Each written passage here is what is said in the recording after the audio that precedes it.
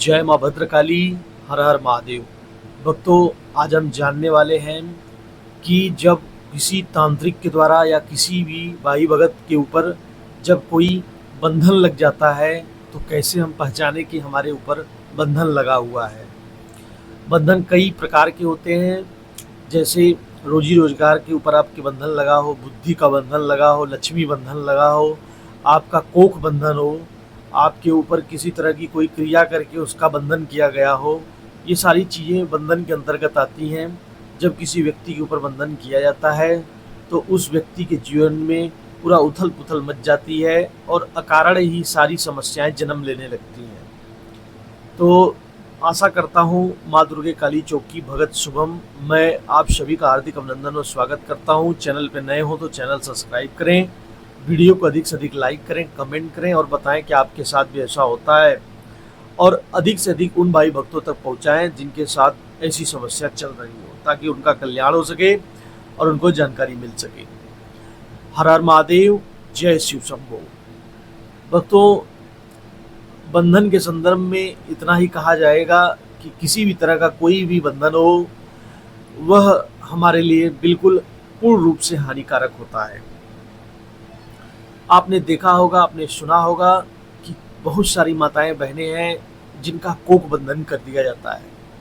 बहुत सारे ऐसे लोग हैं जिनका लक्ष्मी बंधन कर दिया जाता है, उनके घर में पैसे नहीं टिकते, बहुत सारी तरह की समस्याएं पैदा होने लगती हैं। और आपने इनको भी देखा होगा कि बहुत से ऐसे दुष्ट तांत्रिक या बहुत सारे ऐसे लोग होते हैं जो चंद पैसों के लालच में किसी के ऊपर अकारण ही बंधन लगा देते हैं, जिससे उस व्यक्ति का अनिष्ट होने लगता है और जीवन में तमाम तरह की कठिनाइयां उसके जीवन में जन्म लेने लगती हैं। तो आज हम एक एक करके जानेंगे, तो वीडियो लास्ट तक बने रहिएगा और ध्यान से सुनिएगा। सबसे पहला लक्षण ये होता है बंधन का, जब किसी भाई भगत के ऊपर बंधन होगा तो आप यह समझें उस व्यक्ति के ऊपर बार बार उसको निद्रा बहुत ज़्यादा आएगी, उसका सर दर्द करेगा और साथ में उस व्यक्ति के पेट के नीचे, जो पेट के नीचे का हिस्सा है उसके वहाँ पर, जिसको पेड़ू बोलते हैं, वहाँ पर बहुत ज़्यादा आपको दर्द का अनुभूति होगा। यह होना ही होना है जिसके ऊपर बंधन होता है। दूसरे प्रमुख संकेत की बात करें, अगर व्यक्ति के ऊपर बुद्धि का बंधन किया गया हो तो वह व्यक्ति की याददाश्त क्षमता प्रभावित होती है।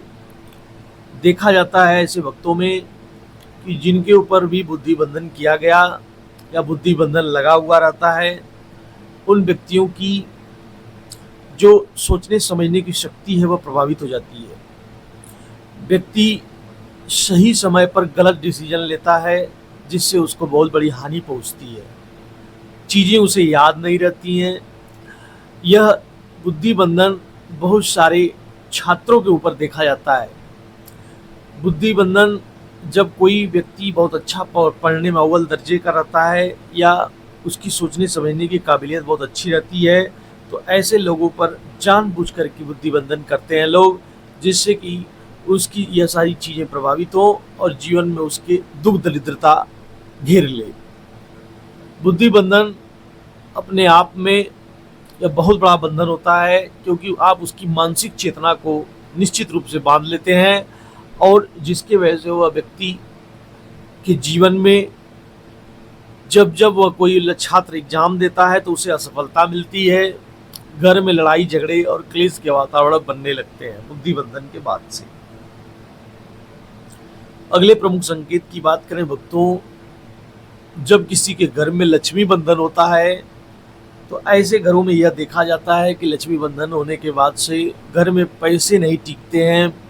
घर में जो पैसे का फ्लो है वो रुक जाता है, जो उनकी आर्थिक उन्नति है वह प्रभावित हो जाती है।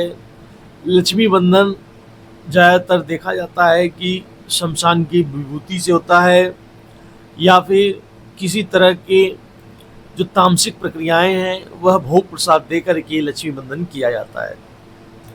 और जब लक्ष्मी बंधन कर दिया जाता है तो निश्चित रूप से घर में पैसे का रुकना और पैसे का आना, ये दोनों चीज़ें प्रभावित होती हैं।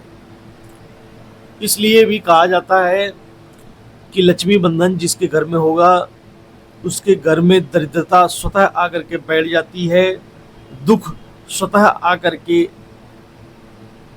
एकदम विराजमान हो जाता है, जिससे उस व्यक्ति के जीवन में उथल पुथल मच जाती है।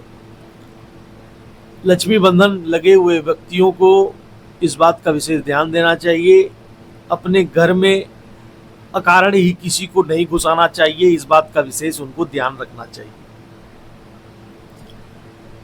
अगले प्रमुख बंधन की बात करें तो व्यापार बंधन होता है, जिसमें आप देखते होंगे कि किसी का दुकान बहुत अच्छा चलता है, किसी का व्यापार बहुत अच्छा चलता है, अचानक से आप देखेंगे कि बंधन लगते ही कस्टमर आने बंद हो जाते हैं, कस्टमर रुकेंगे ही नहीं, कस्टमर आपके यहाँ बिल्कुल आना पसंद ही नहीं करेंगे। आपका बोली वचन व्यवहार कितना भी मधुर हो, यदि आपकी दुकान के ऊपर, आपके व्यापार के ऊपर यदि बंधन कर दिया जाए तो निश्चित रूप से आप यह समझ लें कि चीज़ें आपकी अनिष्ट हो जाएंगी और कहीं न कहीं आपका जो व्यापार, दुकान, अन्य जो भी आपका उन्नति का जो साधन है वह निश्चित रूप से प्रभावित हो जाता है, जिससे व्यक्ति के जीवन में तमाम तरह की कठिनाइयाँ जन्म ले लेती हैं।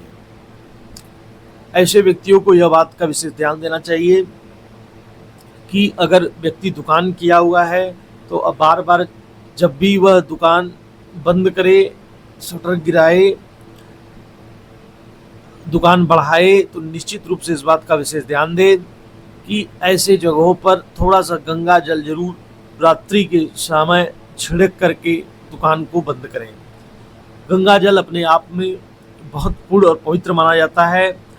जब भी कोई नकारात्मक ऊर्जा प्रवेश करने की कोशिश करेगी तो गंगा का जो जल होगा वह उससे तामसिक शक्तियाँ निश्चित रूप से खंडित हो जाती हैं।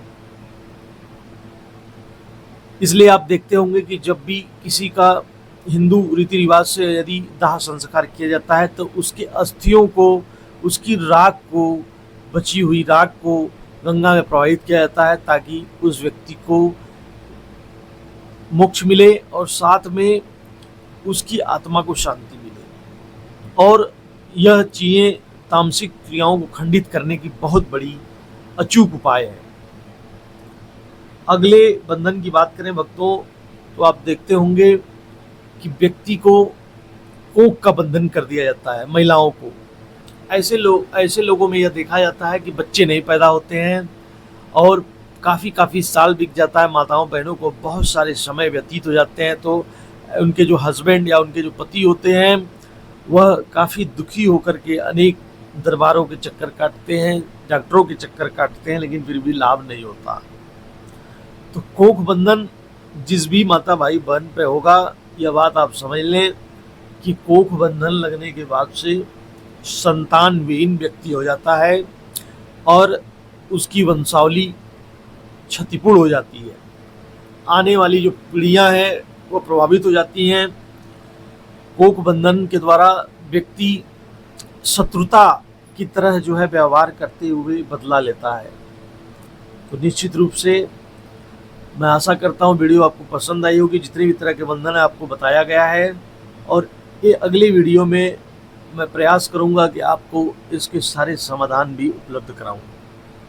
जय माँ भद्रकाली, हर हर महादेव, जय शिव शंभू।